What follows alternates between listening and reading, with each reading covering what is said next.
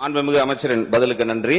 கவனத்திற்கு தான் நான் கொண்டு வருகிறேன். செய்து தரப்படும் என்று சொன்னமைக்கு நன்றியை தெரிவித்துக் கொள்ளும் அதே நேரத்தில் ஆன்லைன் மூலம் இந்த மது விற்பனையை துவங்க உள்ளதாக கூறியிருக்கக்கூடிய விஷயத்திற்கு பாட்டாளி மக்கள் கட்சி தன்னுடைய முழு எதிர்ப்பை இந்த நேரத்தில் பதிவு செய்கிறது. இந்திய அரசியலமைப்பு சட்டம் ஆர்டிகல் 47 படி உணவு அது கூட தவறான புரிதல் தான். நேற்று இது சம்பந்தமா இதுக்கான விளக்கமாகவும் செய்தியாளர்கள் மத்தியில் பேசியிருந்தோம். ஆன்லைன் மூலமா இதுக்கு முன்னாடி இது மானிய கோரிக்கையில் சொல்லலான் இருந்தோம். மாண்புமிகு உறுப்பினர் கேட்டதுனால இதை சொல்றோம். இந்த 10 ரூபா ஒரு பாட்டிலுக்கு அதிகமா வாங்குறாங்க அப்படிங்கிற பிரச்சனைகள் தொடர்ந்து இருந்துட்டே இருக்கு. கடந்த சட்டமன்ற கூட்டத்தொடர்கள்ல கடந்த ஆட்சி காலத்துல நம்மளுடைய துறை சார்ந்த அமைச்சர்கள் சொல்லியிருக்க பதில் என்னன்னா, 2011 இருந்தே இந்த பிரச்சனைகள் இருக்கு. இந்த 4 ஆண்டுகளாகத்தான் இந்த பிரச்சனையை ஊதி பெருசாக்குறாங்க, அரசுக்கு அவப்பெயர் ஏற்படுத்த முயற்சி பண்றாங்கன்னு பதிவு பண்ணியிருந்தாரு. ஆனா யாருமே அந்த பிரச்சனைக்கான தீர்வை நோக்கி போகல. இந்த தமிழக வெற்றி கழக ஆட்சி மாண்புமிகு தமிழக முதலமைச்சர் என்ன சொல்லியிருந்தாருன்னா, இந்த பிரச்சனைக்கான ஏன் இது இந்த நடந்துட்டே இருக்கு அப்படிங்கறத தேடி எடுக்கும் போது சில தொழிலாளர்களுடைய அவங்களோட பிரச்சனைகள் இருந்துச்சு, அதை சரி பண்றதுக்கு முயற்சி பண்ணிட்டு இருக்கோம். இன்னொன்னு நீங்க இந்த ஆன்லைன் கேட்டனால சொல்லிடுறேன், இது விற்பனை கிடையாது, ஆன்லைன்ல விற்பனை கிடையாது. நீங்க இது ஒரு கேஷ்லெஸ் டிரான்சாக்சன் மட்டும்தான். ரொம்ப நாட்களா எல்லாருமே சொல்லிட்டு இருந்தது என்னன்னா, அங்க இந்த டாஸ்மாக் கடைகள் பண பரிவர்த்தனை வேண்டாம், பண பரிவர்த்தனைனால அது முறைகேடான பணங்கள் வாங்கப்படுகிறது, வசூலிக்கப்படுகிறது பெரும்பான்மையான குற்றச்சாட்டுகளா கடந்த கால ஆட்சியில 2 கட்சிகளும் சொல்லிட்டு இருந்த குற்றச்சாட்டு தான். அதுக்கு ஒரு தீர்வு வேணுங்கிறதுக்காக நீங்க விரும்புபவர்கள் நுகர்வோர் யாரெல்லாம் விரும்புறாங்களோ அந்த ப்ராடக்டை அந்த கடைக்கு முன்னாடி போய் அந்த கடையோட எண்ணெய் கொடுத்தாலோ அல்லது நியர்பைங்கிற ஒரு கொடுத்தாலும் அந்த கடை எண் வந்துடும். அங்க கன்சியூமர் விரும்புற அந்த பொருள் அந்த கடைகள்ல இருக்கும்.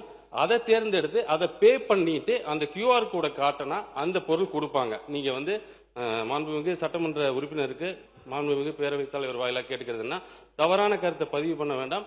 தெளிவா இதில் என்ன சந்தேகம் இருந்தாலும் கேட்டா அதை விளக்கறதுக்கு அரசு தயாராக உள்ளது. மாண்புமிகு பேரவைத் தலைவர் அவர்களே, நான் தவறான கருத்தை பதிவு செய்யவில்லை. மாண்புமிகு அமைச்சர் சொல்வது போல கேஷ்லெஸ் டிரான்சாக்சன் என்பதற்கு ஜிபே, கார்டு மூலமாக டாப்பிங் சிஸ்டம் எல்லாம் ஆல்ரெடி நடைமுறையில் தான் இருந்து கொண்டிருக்கிறது. நான் சொல்ல வேண்டியது என்னவென்று சொன்னால், நீங்கள் உங்கள் கொள்கை தலைவராக வைத்திருக்கக்கூடிய பேரறிஞர் அண்ணா அவர்கள் மதுவை வருமானம் வரக்கூடிய ஒரு பொருளாக பார்க்க கூடாது.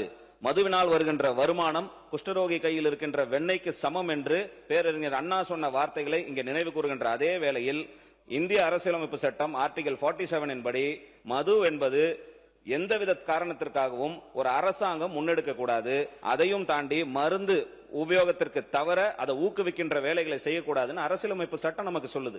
அப்படி அரசியலமைப்பு சட்டம் இருக்கும் பொழுது நான் ஒருங்குமுறைப்படுத்துகின்றேன், சரி செய்கின்றேன். மதுவினால் வரக்கூடிய வருமானத்தை 5000 கோடி நாங்கள் பெருக்குகிறோம் என்று சொல்லக்கூடிய விஷயங்கள் என்பது இந்த தமிழ்நாடு அரசிற்கும் இந்திய அரசியலமைப்பு சட்டத்திற்கும் எதிராக அமைந்திருக்கிறது என்பதுதான் என்னுடைய கருத்து. மது விற்பனையை குறைப்பதற்கான நடவடிக்கை இந்த அரசு மேற்கொள்ள வேண்டுமே தவிர அவர்களுடைய அந்த அமைச்சர் இந்த மது கடைகள், மது சம்பந்தமான கொள்கைகள், இதை மானிய கோரிக்கைகள்ல ரொம்ப டீட்டெயில்டா பேசலாம் அப்படின்னு தானே இருந்தேன். மரியாதைக்குரிய மாண்புமிகு சட்டமன்ற உறுப்பினர் கேட்டுக்கொண்டது இருக்குங்க. கடந்த கால ஆட்சிகள் என்னன்னா, பூரண மதுவிலக்கு அமல்படுத்தப்படும் அப்படின்னு சொன்னாங்க.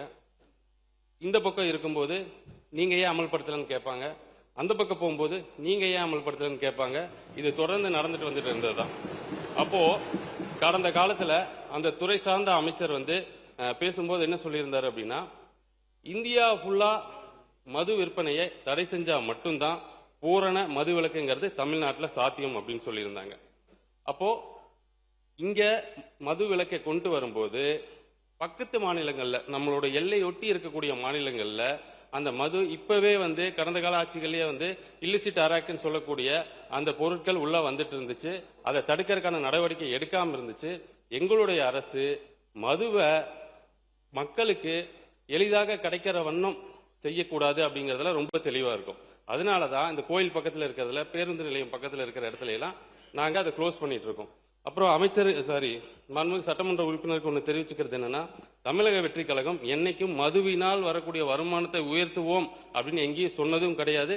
மதுவினால் வரும் வருமானம் உயர்வதற்கு சந்தோஷப்பட்டதும் கிடையாது. நாங்க இப்பவும் அந்த 717 கடைகளை க்ளோஸ் பண்ணதுக்கு அப்புறமும் மரியாதை கூட சட்டமன்ற உறுப்பினர் கேட்டார் எப்படி வருமானம் பெருகுச்சுன்னு. இந்த துறையில இருக்கிற அந்த ஊழல்களை ஒழிச்சதுனால வருமானம் அதிகமாயிட்டே இருக்கு. இன்னமும் அதிகமான வருமானங்கள் வரும் அப்படிங்கறதையும் மாண்புமிகு சட்டப்பேரவை தலைவர் வாலியாக தெரிவித்தார்.